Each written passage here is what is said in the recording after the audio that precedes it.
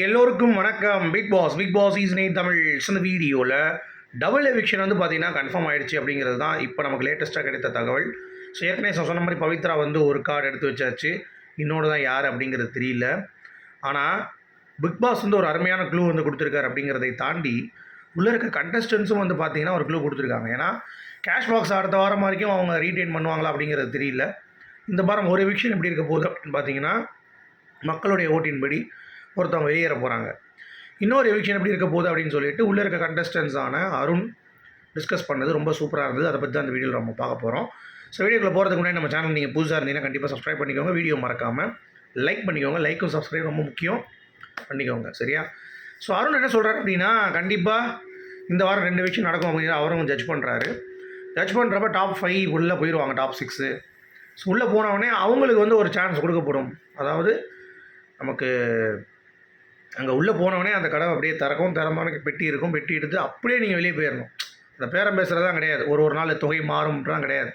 அப்படியே பார்ப்பீங்க, பார்த்தோன்னே டக்குன்னு பெட்டி இருக்கும், பெட்டியை தூக்கி நீங்கள் போயிடலாம் அப்படின்ற மாதிரி ஆப்ஷன் கொடுத்தாங்கன்னா நம்ம வந்து எப்படி போகிறது. ஆனால் அவன் வந்து பார்த்தோன்னா பெட்டி எடுத்த வின்னராக இருப்பானா அப்படின்ற மாதிரி வந்து ஒரு பீதியை கிளப்பி விட்றாரு. ஸோ எனக்கும் என்ன ஃபீல் ஆகுது அப்படின்னா பணப்பெட்டி அப்படின்ற கான்செப்ட் வந்து கடைசி வாரம் வைப்பாங்க. ஏன்னா கடைசி வாரம் 6th சீசனில் பொங்கல் அப்போ அமுதவாணன் அவர்கள் வந்து எடுத்துகிட்டு போனது அப்படிங்கிறது உங்கள் எல்லாத்துக்குமே தெரியும். 6வது சீசனில் ஏன்னா கதிரவனுக்கு ஒரு பெட்டி வைக்கப்பட்டது, ஆனால் அதை எடுக்கலை. அவர் சீக்கிரம் எடுத்துகிட்டு போயிட்டார். 1 லட்சமாக நம்ம வச்சாங்க, அதிலே தூக்கிட்டு போயிட்டார்னு வைங்களேன். கொஞ்சம் கூட இன்க்ரீஸ் ஆக விடல. அதனால் திருப்பி ஒன்று வச்சாங்க. அதில் வந்து அமுதவாணன் வந்து பார்த்திங்கன்னா நல்ல அமௌண்ட் வந்தோன்னே எடுத்துகிட்டு போயிட்டார். ஏன்னா அவர் தெரிஞ்சு போச்சு நம்ம கண்டிப்பாக ஜெயிக்க மாட்டோம் அப்படின்னு சொல்லிட்டு. ஸோ எவிக் சும்மா ஆகிறதுக்கு நம்ம வந்து போயிடலாம்னு சொல்லிட்டு கடைசி வாரம் வரைக்கும் இருந்துட்டு போயிட்டார். ஏன்னா அதுதானே முக்கியம். ஸோ ரயானை வந்து பார்த்திங்கன்னா கடைசி வாரம் இருப்பான். ஸோ அப்போ வந்து ஒரு பெட்டி வச்சாங்க அப்படின்னா கண்டிப்பாக டாப் 6லேருந்து இப்போ 2 பேர் வெளியே போகிறான்னு வைங்க. இப்போ வந்து விஷாலோ இல்லை பவித்ராவோ இல்லை அருணோ இல்லை பவித்ராவோ இல்லை அருணும் விஷாலோ யார் போனாலும் சரி ஒரு பெட்டி உள்ளே இருக்கும். நீங்களும் வைக்கிறாங்க, அப்படியே எடுத்துகிட்டு இவங்க வெளியே போய்ட்டு வெளியே உள்ளே வந்துடலான்ட்டு. இப்போ இங்கெல்லாம் போனாங்கன்னா திருப்பி செவ்வாய்க்கிழமை உள்ளே வந்துடுவாங்க எல்லா கண்டஸ்டன்ஸ் கூடயும் சேர்ந்து. அப்படிங்கிறது தான் பாயிண்ட்டு. ஓகேவா? ஸோ அப்படி இருக்கும் பட்சத்தில் பெட்டி வந்து எடுக்கிறதுக்கு டிசர்வ்டாகவும் இருக்கும். இப்போ ரயான் கூட எடுக்கிறதுக்கான சான்சஸ் இருக்குது, நம்ம போக முடியாதுன்றதுக்காக. ஸோ மிட் வீக் எவிக்ஷன் வைக்கிறதுக்கான ஆப்பர்ச்சுனிட்டி வந்து கண்டிப்பாக கிடையாது. ஓகேவா? மிட் வீக் எவிக்ஷன் கிடையாதுங்க இந்த வட்டம். அப்படிங்கிறது ரொம்ப உறுதியாக இருக்கும். அதுதான் வந்து உண்மை. ஓகேவா? அடுத்து ரொம்ப முக்கியமான ஒரு அப்டேட் என்னென்னு பார்த்தீங்கன்னா நம்ம ஃபேட்மேன் இருக்கார்ல, அவரை எப்படியாச்சும் யாராவது தூக்குங்கடா கண்டிப்பாக அப்படின்ற மாதிரி தான் இருக்குது. ஸோ எத்தனை பேருக்கு அது உணர்ந்தீங்க?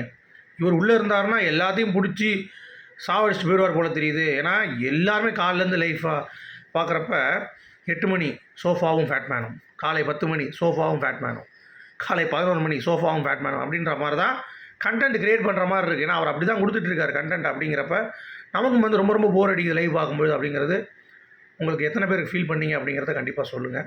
ஓகேவா? அடுத்து கண்டிப்பாக ரவீந்தரை வெளியேற்றுவாங்க அப்படிங்கிறத நம்புவோம். பணப்பெட்டியில் இப்படி ஒரு ட்விஸ்ட்டாக அப்படின்ற மாதிரி தான் இருக்குது. ஸோ இந்த மாதிரி வைப்பாங்கன்னு நினைக்கிறேன். ஏன்னா யூஸ்வலாக ஒரு பணப்பெட்டி வச்சுட்டு எல்லோரும் கூட இருக்க மாட்டாங்க. அடுத்து இப்போ சாச்சனா ரவீந்தருக்கு கண்டிப்பாக இன்றைக்கி வந்து கிழிச்சு எடுத்துருப்பாங்கங்கிறது ஒரு பக்கம் இருக்கட்டும். முத்துவை வந்து பாராட்டுவதற்கான வாய்ப்புகள் வந்து இருக்குது. அந்த கேரக்டர் விஜயஸ் கேரக்டர் பண்ணியிருக்காருல, அது வந்து அவருக்குடைய கேரக்டர்னால கொஞ்சம் பாராட்டுவதற்கு வாய்ப்பு இருக்குது. அதுபோக அந்த டாஸ்க் பண்ண எல்லாத்துக்கும் பொதுவான பாராட்டு விஜய் சேதுபதி அவர்கள் பண்ணுவாருங்கிறத நான் நம்புகிறேன். ஓகேவா? அடுத்து பழைய கண்டஸ்டன்ஸ் உள்ள 8 பேர் அடுத்த செட்டு உள்ளே வந்துட்டாங்க அப்படிங்கிற மாதிரி ஃபாத்திமா பாபு இருக்காங்கல்ல, அவங்க வந்து போட்டிருக்காங்க அவங்களோட இன்ஸ்டாவில். ஸோ அவங்க எப்போ வராங்க? திங்கக்கிழமைலேருந்து வர ஆரம்பிச்சிட்டாங்கன்னு நினைக்கிறேன். ஸோ திங்கக்கிழமை காலைல 9 மணிலேருந்தே உள்ள என்ட்ரி. ஏன்னா புதன்கிழமை பொங்கல் ஆகணும். ஸோ அப்படிங்கிறப்ப உள்ளே வந்துட்டு பயங்கரமாக பேசிவிட்டு அவங்க ஒரு 8 பேர் என்னென்ன பேச போகிறாங்க அப்படிங்கிறது தெரில. ஸோ இப்படி தான் வந்து போகுது அப்படிங்கிறது தான் பிக் பாஸு.